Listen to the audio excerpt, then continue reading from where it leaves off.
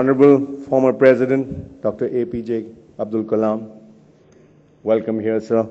Ladies and gentlemen, it's a great pleasure and privilege for me to welcome the inaugural keynote speaker of this morning. Statesman, scientist, motivational guru, Dr. Kalam exudes hope and inspiration in the age of cynicism and resentment. It is the second time I have the honor of inviting him to this stage. Dr. Kalam, as President of India, was the inaugural speaker at our second conclave in 2003. Sir, it's great that you're here with us 10 years later. While in office as the 11th President of India between 2002 and 2007, Dr. Kalam redeemed the highest office of the Republic by the sheer force of his personality and earned the title of People's President. Out of office, Dr. Kalam continues to serve the nation with the same sense of dedication, humanism, and humility. He's a globe-trotting preacher of development and innovation with a cult following among the youth. At 81, this sprightly evangelist of knowledge is an icon of young India. Dr. Kalam came to Rashtrapati Bhavan with the formidable reputation of being the missile man, with a rock star aura and a hairstyle which helps. By training an aeronautical engineer, the man from Rameshwaram in South India began his career as the project director of India's first indigenous satellite vehicle, which earned a membership in the Space Club. After an illustrious 2 decades in India's satellite program, he headed our missile development project, and later led the Pokhran 2 nuclear test, which made India a nuclear weapon state. He also, for 2 years, served as the principal scientific advisor to the Government of India. In the modernization of our defense technology, there was no leader more influential than Dr. Kalam. In a politically divided India, headed by its first right-wing Prime Minister, Dr. Kalam became a consensus candidate for the President. It was a tribute to his status as a national hero, but he was not an ornamental president, nor was he a partisan, as was some of his predecessors. Dr. Kalam not only upheld the best tradition of the office, but defied its rigid viceregal protocols to bring it closer to the people. In his own words, he turned Rashtrapati Bhavan into People's Bhavan. He made that hallowed premises on Raisina Hill accessible to ordinary citizens. His invitees included farmers, policemen, postmen, village sarpanches, and most significantly, students from all over India.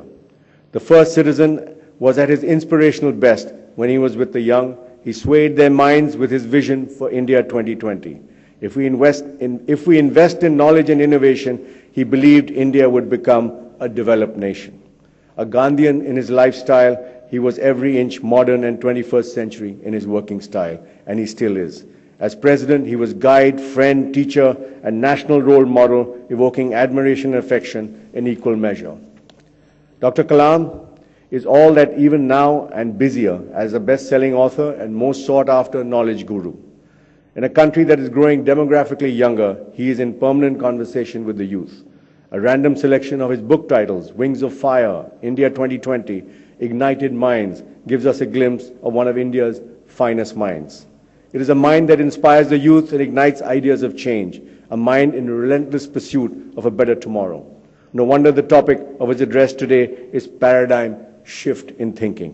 Ladies and gentlemen, Dr. APJ Kalam. Thank you.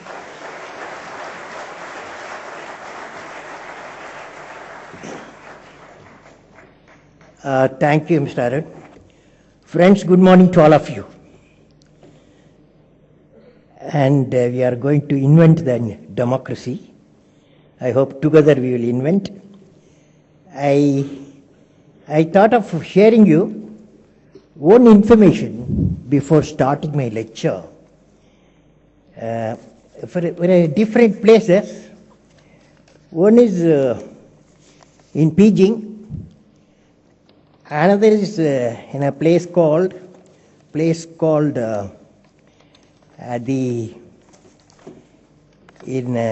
Moscow. It's about 1,000-year-old city. That city is called Yaroslavl, where the president of the Russia, Mr. Dmitry Medvedev, invited some of us to discuss the modern state, standards of democracy, and criteria for efficiency. And 2010, we all assembled there, about 40 in the field of nation building, nation management, and the topic was standards of democracy and criteria for efficiency. Another one I attended last year, that is in November 2012. There in PG Forum, the topic they had is harmony of civilization and prosperity for all, challenges, opportunities, new thinking and new reality. Why I am saying this too, whether democratic nation or non-democratic nations are tending to become a democratic nation, you are trying to see that how democracy can be applied. Of course, democracy has got multi-dimensions. Everybody claims they are a democratic nation, but the method of doing quite different. So I want to share some experiences, mostly when I am teaching at various places. So far I have met 15 million youth in our country. Last 10 years' time, they ask difficult questions. You must be there when they ask the questions.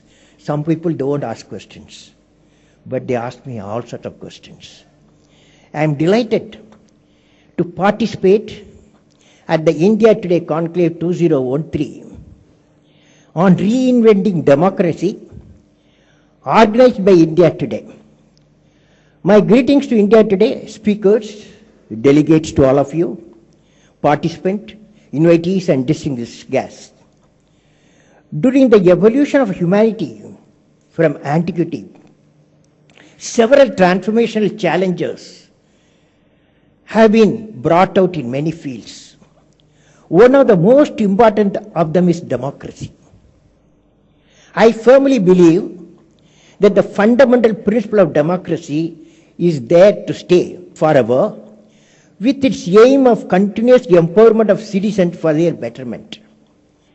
As our father of the nation, Mahatma Gandhi, said, democracy, disciplined and enlightened, is the finest thing in the world. Gandhi said, democracy, disciplined and enlightened, is the finest thing in the world. So when we say reinventing democracy, the real thrust is the continuing effort to refine the process and the institutions of democracy and their networking to ensure the realization of the fundamental goals of democracy, of empowering the citizens. As the world around us is changing fast and the informations, our nation needs urgently a paradigm shift in thinking, and forum like India Today Conclave can be the launching platform for such a thought process shift. I appreciate the efforts of India Today in organizing today's conclave on the theme Reinventing Democracy. My favorite author is Professor Tony Judd. In his latest book, he says, the late name of the book is Ill Fares the Land. Ill, I-double-L. Ill fares the land. The message starts with, Tony starts with, if you do not talk differently, we shall not think differently. That's the message of the book. If you do not talk differently, we shall not think differently. I am sure India Today Conclave 2013 will help all of us to think differently. Hence, the topic I am going to discuss with you is paradigm shift in thinking. Now, friends, I am going to talk to you one incident which took place in a college.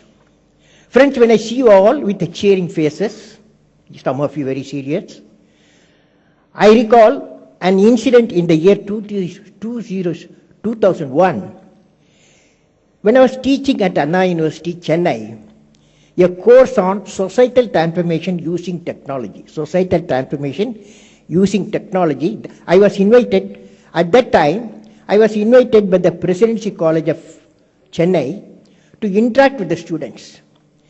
When I reached the venue, Presidency College venue, I saw more than 1,500 students overflowing the hall.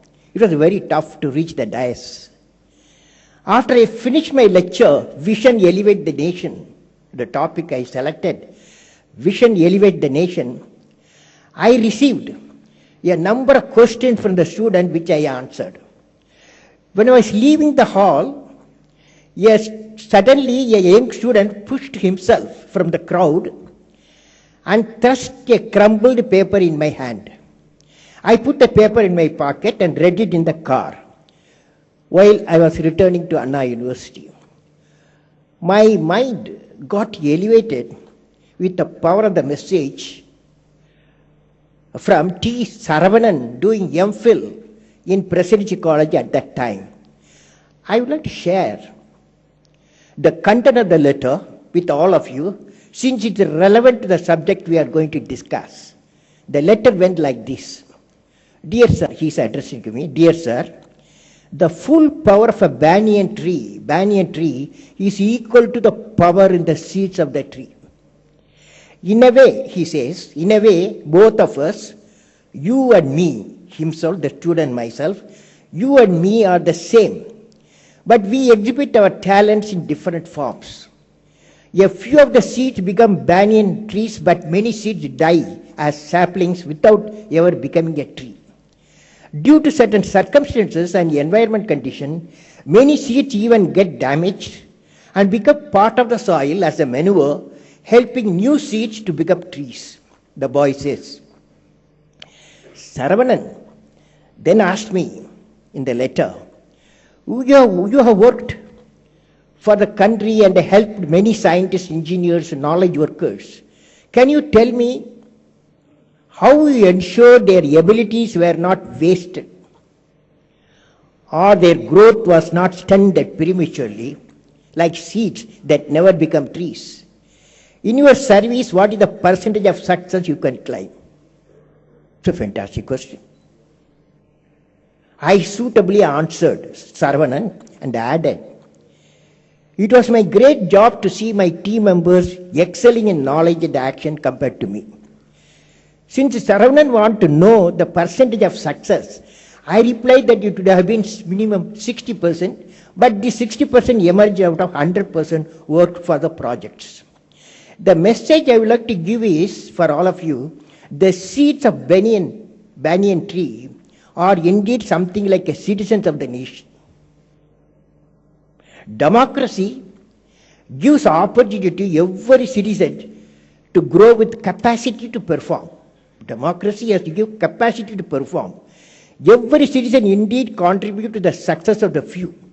Let the success of the Indian nation be shared by all Indian citizens.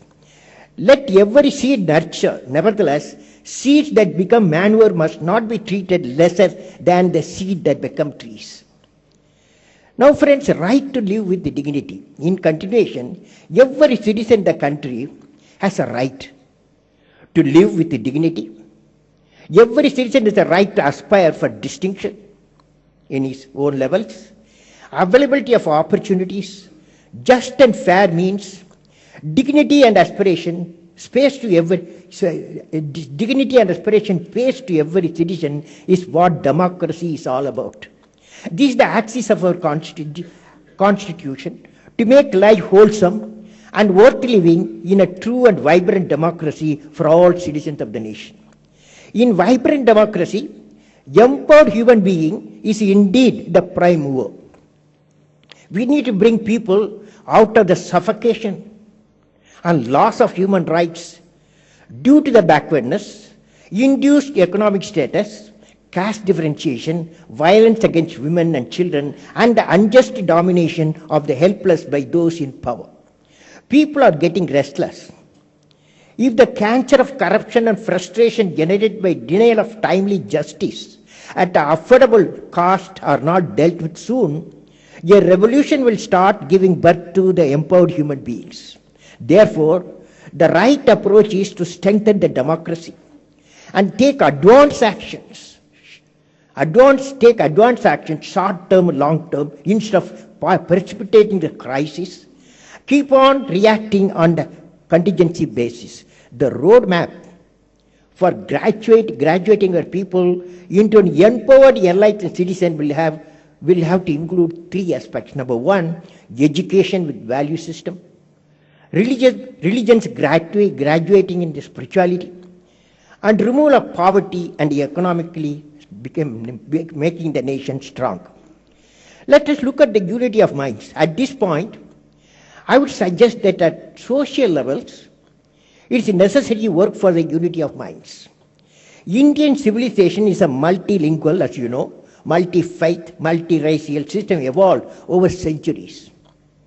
The increasing intolerance for views and lifestyle of others and the expression of these differences through lawless violence cannot be justified in any context. All of us have to work hard and do everything to make our behavior civilized and respect the rights of every individual. That is the most fundamental of the democratic values, which I believe is our civilizational heritage and the very soul of our nation. Let us evolve ourselves into a society that respects differences and celebrate differences. Let our experts, leaders, institutions show in their words and deeds for tolerant for other people's opinion, tolerant for other people's culture, tolerant for other people's beliefs, tolerant for other people's styles, and tolerance of other people's ideas. In fact, such attitude at the individual and community level has been the hallmark of Indian civilization.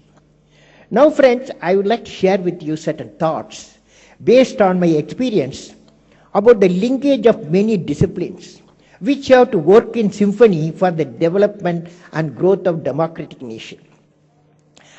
Rule of law. I have studied the development process of our nation last 10 years. As you are aware, there are several interfaces that make the total system of democracy. These are political leaders, lawmakers, parliament, administrators, police, scientists and technologies, doctors, lawyers and judges, media, and other professionals and non-governmental organizations. Every interface has to work with a common vision of the development mandate for our country. Also, it has to be transparent and pure. All of us, irrespective of the segment of the system to which we belong, have to regulate ourselves by a code of behavior ordained by the Constitution. Freedom available to a segment seemingly unfettered by the mandate of the so-called majority is a formulating wholesome legalistic stipulation within the framework of the Constitution for common good, not for imprudent enactments aimed at transient appeasement of one another section of the people. Likewise, the virtue of discreetness must be cultivated among those who hold power. The pen having writ can certainly move on with telling effect, to say the least. Friends, I am voicing the thought as a concerned citizen. The promise of rule of law made in the Constitution of India has not been kept. Privileges cannot be used to make others to suffer, and certainly they are not meant to flaunted. Rights are meant to be exercised for achieving the right thing. They are not to be brandishized. Politeness and moderation are virtues of good public life. Self-restraint by each of the social organs coupled with respect for the others should become conditionally, consciously remembered and followed with a sincerity and honesty. The earlier the realization comes to each of the pillars of democracy, namely the legislature, executive, judiciary, the better for all of us. This is indeed a prescription for a healthy and resurgent democracy system. Indian democracy has many challenges which have to be seen as a great opportunities. The successful experiment done by us to improve the lot 1/6 of the world population will have lessons for the entire humanity. Let me talk to you the political system democracy. Democracy works on the foundation of people's dreams and aspirations, which have to form the manifesto of the political system. It is not democracy that has to be reinvented. What is to be reinvented is our political system with its responsibilities and its boundary conditions. When I see you all in front of me, dear friends, I would like to recall my 10 addresses in the parliament during my period of 5 years, and my address to the 15 state legislative assemblies on the mission for the development of the states in a time-bound manner.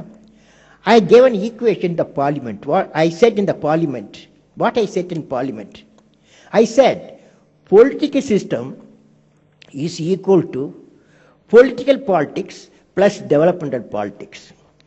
Any parliamentarian or legislator has to go through these two political components. Political politics is to focus on election and getting elected with the declared agenda. Development politics is to focus on the development of the constituency as a part of the mission for developed state, thereby developed India. This requires vision, measurable mission targets, feedback on progress, even mid-course correction whenever necessary. I believe that a member, once get elected, should spend only 30% of the time for political politics, and the remaining 70% time must be devoted to development politics, but reverse taking place. To illustrate the development politics, one political party will declare and work for the nation to be transformed into an economically developed nation within 10 years. Another party will say, in 10 years' time, not only nation will achieve economic development, but also be transformed into economic power in the world. That means the goal of the parties will be same as far as development is concerned, and the vision of the country is the driving force of taking decision. Now, normally in our country, the members work 70% of the time or more for political politics.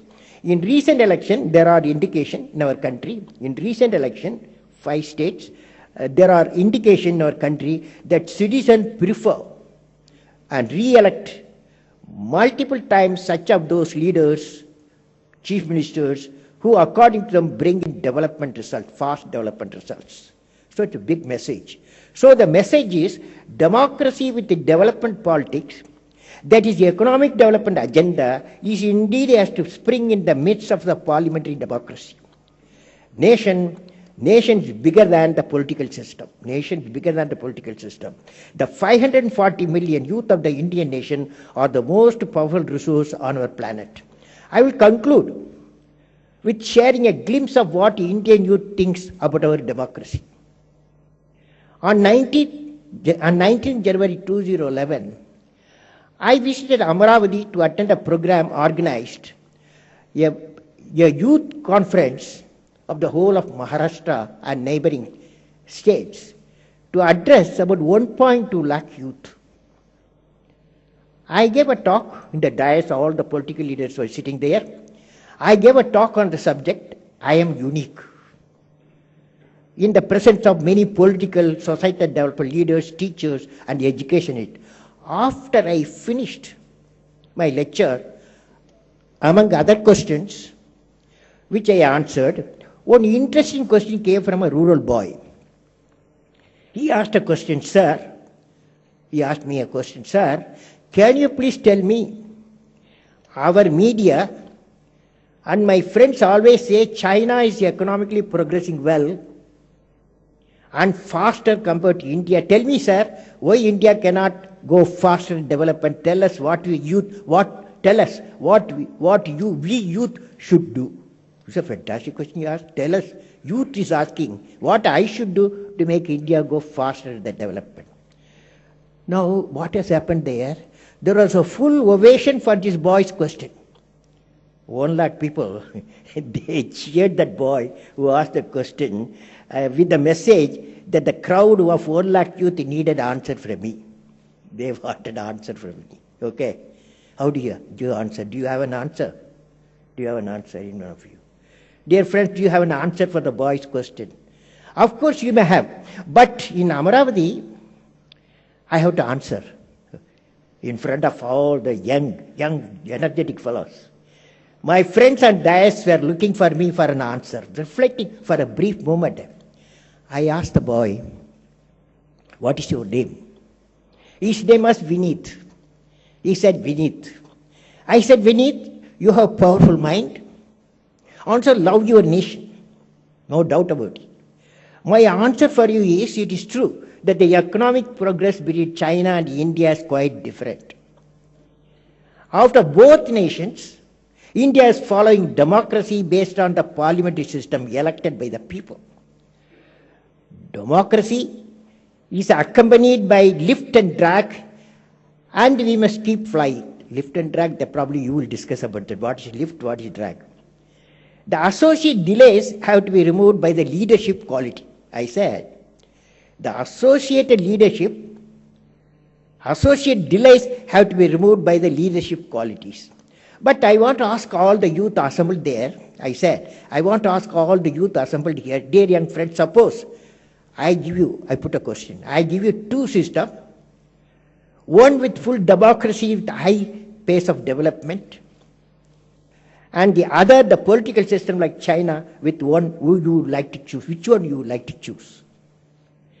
When I asked them, lift their hands, 99% of youth lifted their hands and said, we want democracy with a faster rate of growth. Here, the message is 540 million youth. They want a faster growth of democracy. Probably that may be one of the agenda. For you, the agenda for discussion, and I believe. So, go. Now, with this mind, I went to Beijing. Beijing Forum, I was asked a special address to give the international conference. Then I met a lot of political leaders, Chinese, academicians, and various fields. I was always wondering the fastness where from it comes. Fast? No? The boy asked, why one system very fast, another slow? Then I realized I met a number of Chinese youth and my political and academic leaders. I came to know that all prospective political leaders for governance have to attend a course at China Executive Leadership Academy with multiple branches of Chinese political philosophy and the role of politician for the development of China for 1 year course. After that only the official political leaders graduate to assume political responsibility. This one message I want to give to this audience. The message here that the young mind is indeed turbulent and looking for the vision for the nation. Nothing can satisfy them except vision for the nation. That means we need visionary leaders and fast accomplishment. It is very important to engage the young minds with an aspiring vision for thinking and action. The ignited minds of the youth of India are the most powerful resource on the earth, above the earth, and under the earth. Friends, so far, I discussed to you nurturing the seeds, right to live with dignity, unity of minds, interconnected societal system, governance, necessity of code of conduct for the citizens, and political system in democracy, dynamics of the youth mind. Now, I would like to present how important for the nation to have a vision. Many a civilization disappeared from the earth because of absence of the vision. It is time for India to have a creative leadership in every branches of our life to articulate the vision, to transform the vision into mission, and capacity to make the mission into a reality in agriculture, industry, and service sector.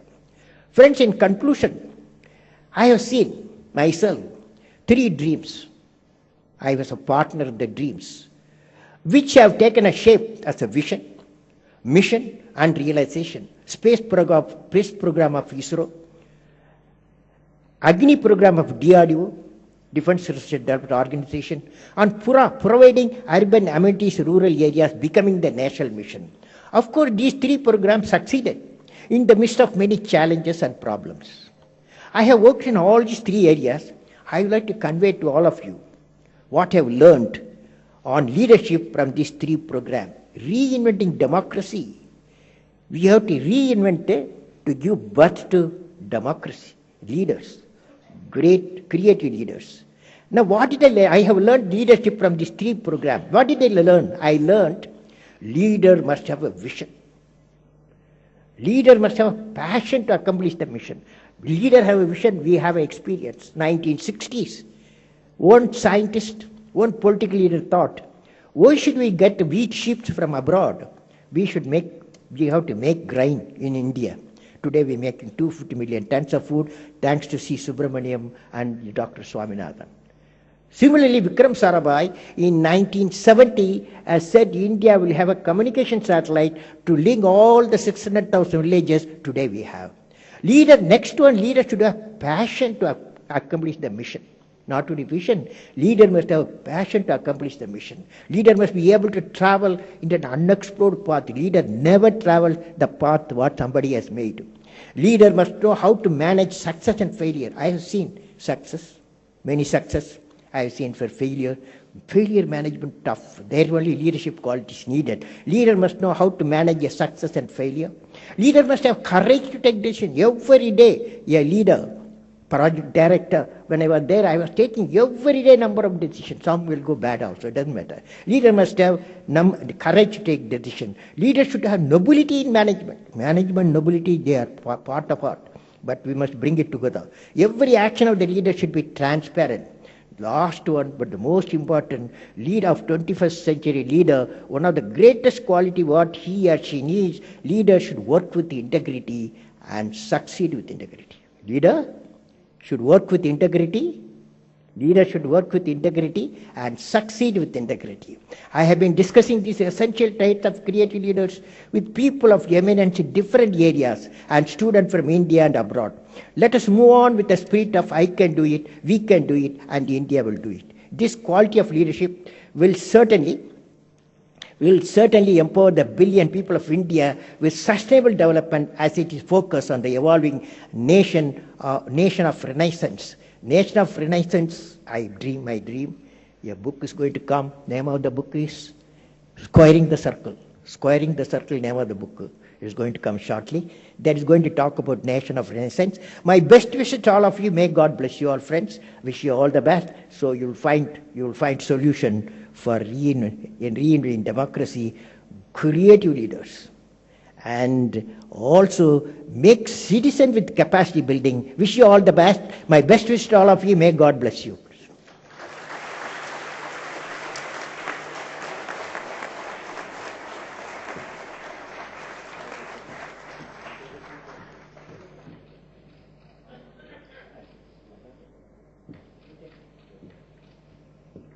Friends, I can take some questions, few questions. Anyway. Dr. Kalam has rendered me useless. Thank you, sir, for a very thought-provoking talk. May I ask you the first question, sir? Sir, you've seen Indian politics at very close quarters. You've seen Indian politicians at very close quarters. You're a scientist. You believe in numbers. How would you rate Indian democracy on a scale of 1 to 10? Well, it's a good question. Good question. I personally believe, see, when I see from 1947 to 2013, we had a constitution. The constitution is a mover, is a dynamic step for keeping the democracy on. I felt, in spite of all the problems we had regularly, we had the election, electing the leaders. One trouble with us is, when you are electing the leaders, we have to elect leaders who can work with integrity and succeed with integrity. Okay, that we have to We have to add that one. So answer to your question, I will put 5 out of 10. 5 out of 10. Okay. That's not very good. Well, pass mark.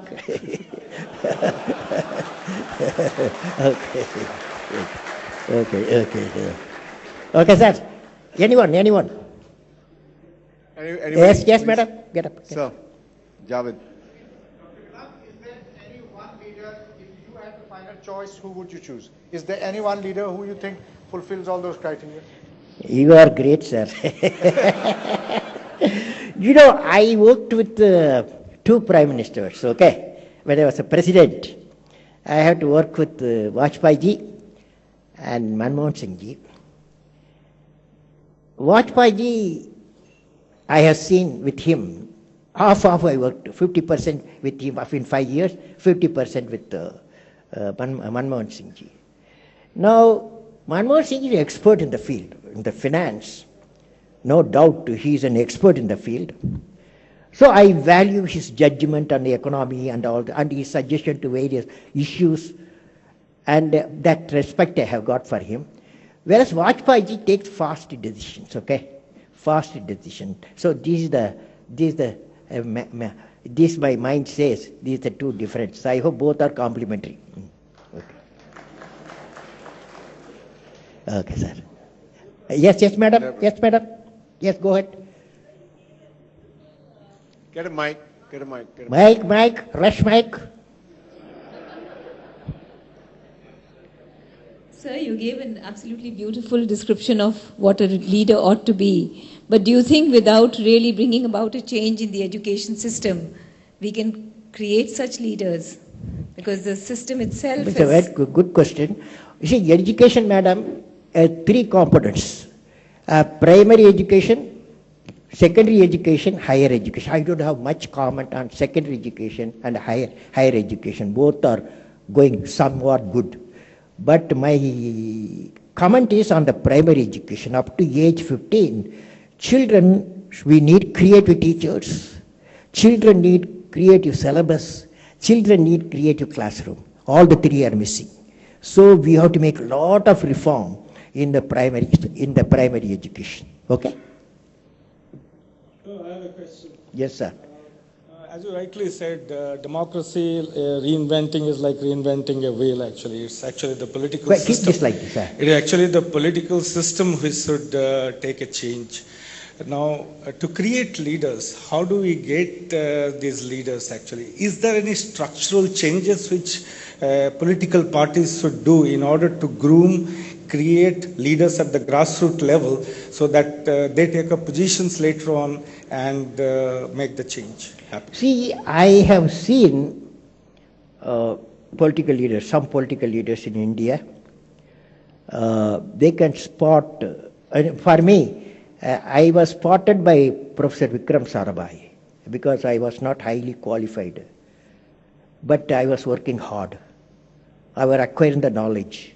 At that time, when he spotted me as a young scientist, then he gave the full responsibility to grow.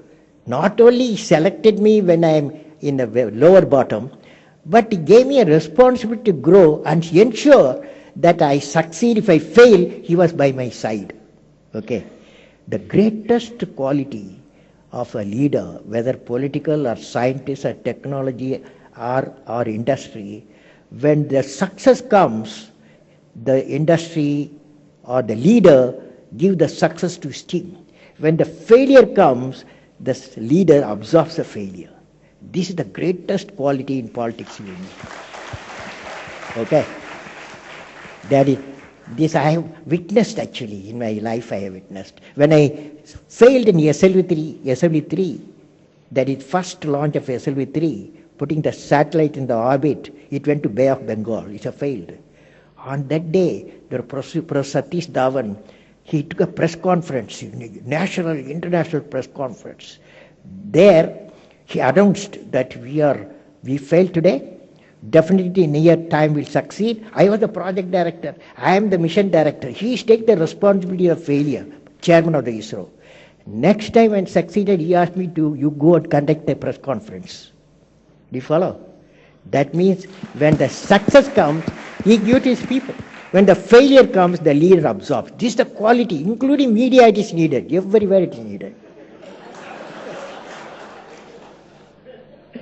I'm afraid we have to end on that very wise note, sir. Don't worry, if my mail is apj@abdulkalam.com. Send a mail, 24 hours you get a reply. apj@abdulkalam.com. Okay? Send a mail.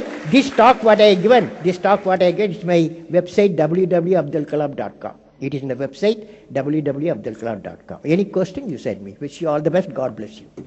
Thank you very much, sir. Thank you so much.